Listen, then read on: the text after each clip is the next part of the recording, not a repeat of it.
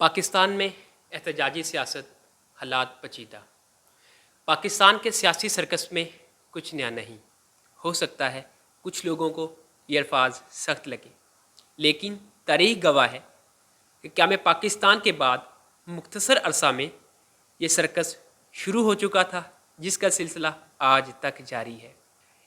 اس سیاسی سرکس میں محظوظ ہونے والے لوگ دوسروں کو زبردستی اس سے لطف اندوز ہونے کا مشورہ دیتے ہیں۔ حالیہ سیاسی بحران میں یقیناً ہم لوگوں نے یہ دیکھا ہوگا کہ ہمارے موبائل فون سیاسی ٹائپ پیغامات سے بھرے رہتے تھے۔ سوشل میڈیا، ٹی وی، اخبارات، فیس بک، واٹس ایپ، بحث کا ایک نہ تھمنے والا طوفان بدتمیزی مسلسل ہمارے ذہنوں کو آلودہ کر رہا ہے۔ کوئی عمران خان کی حکومت کو گرانے میں بیرونی سازش کے عمل دخل پر روشنی ڈال رہا ہے، تو کوئی مراسلے کو بیرونی سازش قرار دے رہا ہے۔ افسوسناک بات تو یہ ہے کہ مجموعی طور پر ہم ایک جذباتی قوم ہیں۔ کسی بھی بات کو عقل اور حقائق کی روشنی میں پرکھنے کی بجائے جذبات سے کام لیتے ہوئے آخری حد تک چلے جاتے ہیں۔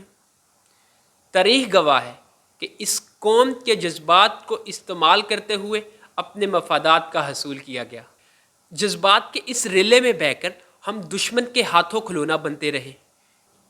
کیا دشمن ہمارے جذبات کو استعمال کرتے ہوئے ہمیں تباہ و برباد نہیں کر سکتا؟ شاید نہیں، کیونکہ ہم اپنی تباہی کے لیے خود ہی کافی ہیں۔ میرا وطن میری جنت ہے، میری عزت، آبرو اور میرا وقار ہے۔ اس وطن نے مجھے بہت کچھ دیا، لیکن افسوس میں نے اس وطن کو کیا دیا؟ اس وطن کو مجھ سے کوئی شکوہ نہیں، لیکن شاید شکوہ ہے، مجھے اس وطن سے شکوہ ہے کہ اس نے مجھے کیا دیا۔ میں اس وطن کی آزادی کے لیے دی جانے والی ایک جان کی قیمت کا بدلہ بھی ادا نہیں کر سکتا۔ خدا را سیاست کے بجائے ریاست کا سوچیں۔ اپنی تمام تر توانائیاں اور عقل سلیم کو استعمال کرتے ہوئے ملکی اور عوامی فلاح کے لیے کچھ کر گزرنے کی سوچ کا استعمال کریں۔ ملک کو مضبوط بنانے کے لیے ساری قوم کو یکجا کریں۔ عوام کو صحت، روزگار، تعلیم سمیت بنیادی ضروریات زندگی کی فراہمی کے منصوبے بنائیں اور ان منصوبوں پر عمل درآمد کا جامع لاہ عمل بنائیں۔ پاکستان میں دو چیزوں کی ضرورت ہے، ایک اصلاحات اور ایک عوام کو جواب دہ حکومت۔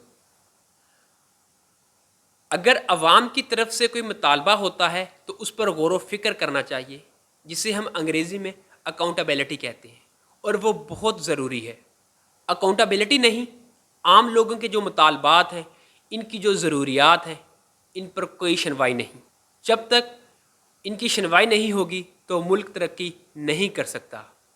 ایک جمہوری نظام کیسے چلتا ہے؟ ایک شخص بدل لیں، نظام وہیں کا وہیں رہے گا۔ نظام بدلنے کے لیے عوام میں اس چیز کا شعور پیدا کرنا بہت ضروری ہے کہ آپ کے جو نمائندے ہیں، ان کی کیا ذمہ داری ہے۔ اگر وہ اپنی ذمہ داری پوری نہیں کرتے تو ہمیں کیا کرنا ہوگا؟ یہ ایک سیاسی عمل ہے جس میں کوئی شارٹ کٹ نہیں۔ تو جسے میں اگر تیرے ہی لہجے میں بات کروں تو میرے اجداد کی توقیر میں حرف آئے گا۔ اللہ پاکستان کا حامی و ناصر ہو۔ پاکستان زندہ آباد۔ یہ میری پہلی ڈاکومنٹری تھی۔ مزید اس طرح کی ویڈیوز کے لیے میرے چینل کو سبسکرائب کریں اور آنے والی ویڈیوز کو لائک کریں۔ اللہ حافظ۔